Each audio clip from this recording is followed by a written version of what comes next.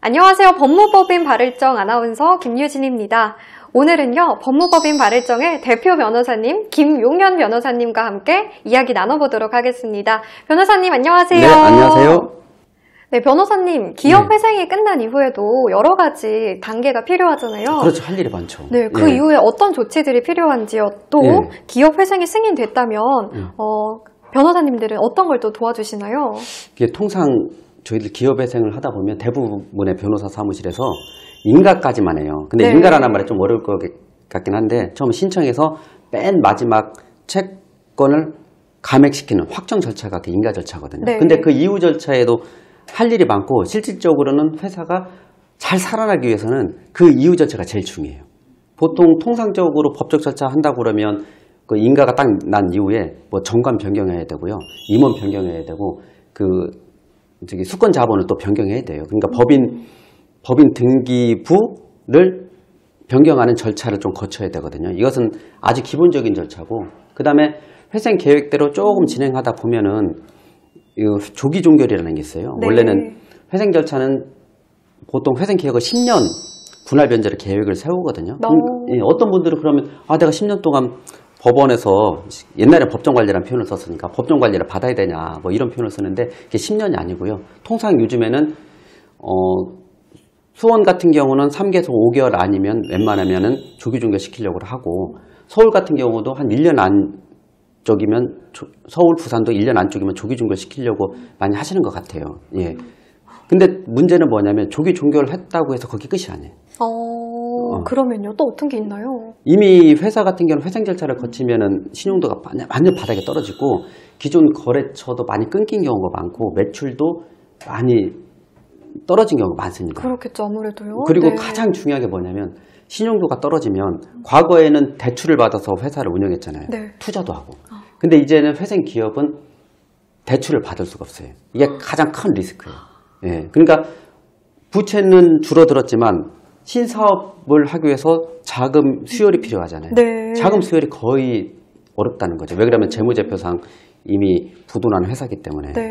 변호사님, 그러면 대출 이외에 또 다른 문제는 어떤 게 있을까요? 이게 회생 절차를 거치면 기존 주식들의 주식이 많이 이게 감소가 돼요. 왜 그러냐면 기존 회사의 자본금이 1억이었다 하면 출자 전환된 주식이 한 9억 원이다. 이렇게 하면 자기 지분 비율이 갑자기 100%에서 10%로 줄어드는 이런 게 있거든요. 그러니까 회생 절차를 거치면 이게 예전엔 100% 내 회사였는데 이게 남의 회사가 된 거예요. 90%는 출자 전환된 회사, 출자 전환된 채권자들, 그러니까 대부분 은행권이라든지 매입 상거래 채권자들이겠죠. 그러니까 그 사람들 회사인 거예요. 그러면 기존 경영자 입장에서는 아니 뭐 회생해가지고 회사만 뺏겼네. 내가 이거 회생해서 잘 돼 본들, 기업을 잘 살려본들, 남 좋은 일만 시키는 거다. 이런 생각이 당연히 들겠죠. 그렇네요. 자기 회사가 아니니까. 그래서 또 가장 중요한 게 뭐냐면 인가 이후에 어떻게 경영권을 확보할 것이냐.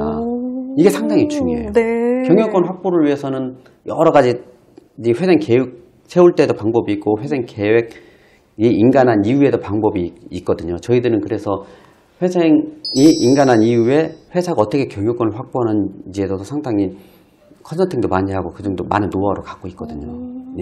그 다음에 또 중요한 게 뭐가 있냐면 그 회생 계획대로 자산 매각을 또 해야 돼요. 자산 매각도 또 중요한 문제죠. 왜냐하면 회생 계획에서 보면은 자기가 회생 담보권 부채를 일시불로 변제하지 못하니까 뭐 어디 가서 아까 말씀드렸지만 대출도 안 되고 대환도 안 되고, 그래서 저희들이 통상 회생 계획을 어떻게 세우냐면 세일 앤 리즈백 방식으로 세워요. 그래서 일시불로 회생 담보권을 변제하기 위해서는 이 부동산을 매각하는 방법 이외에는 다른 수단이 없어요. 그래서 우선 매각을 하겠다. 근데 예컨대 공장 같은 경우는 뭐 몇백억짜리, 뭐 작게는 몇십억짜리 공장을 누가 그렇게 쉽게 사겠어요. 그러니까 그 매수자 찾는 게 또 어려워요. 그래서 저희들이 그 매수자 찾는 업무도 지금 하고 있거든요. 그렇게 하면 그 회사 입장에서는 회생 계획을 제대로 이행을 하고 성공적으로 회사가 본 궤도에 오를 수가 있겠죠. 거기다가 더 중요한 건 또 저희들이 회생 인가난 회사에는 부채가 줄어들기 때문에 부채도 줄고 재무 상태가 상당히 건전해졌거든요. 건강해졌기 때문에 이런 회사들을 또 M&A 찾는 분들이 있어요. 그러니까 그런 또 M&A 인수자들 물색도 해주고 심지어 그 M&A 인수자 측에서 저희들한테 그런 좋은 회생기업 투자처를 요청하는 경우도 많이 있거든요. 그런 물건 또 매칭도 시켜주고 하여튼 인가 이후에 다양한 업무를 하고 있습니다. 네, 변호사님 그러면 최근에 성공적인 회생 사례가 있을까요?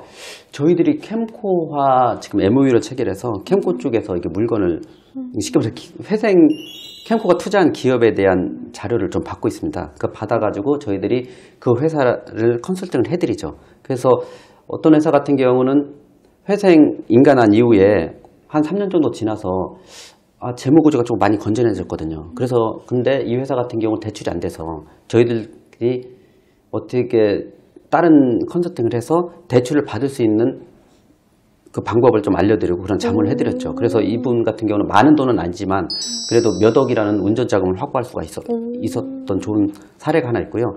또 하나가 또 뭐가 있냐면 이분들 같은 경우도 저희들이 캠코가 회생담보권자 주요한 채권자였는데 회생담보권자 캠코가 잘 협의를 해서 상당 부분 부채를 어떤 식으로 해서 좀 조기에 변제하고 나머지 회생채권 한 16억 원 정도를 면제받는 사례가 있거든요. 그러니까 이 회사 입장에서는 저희들이 컨설팅을 잘 해드려서 한 16억 정도 이득을 받았죠.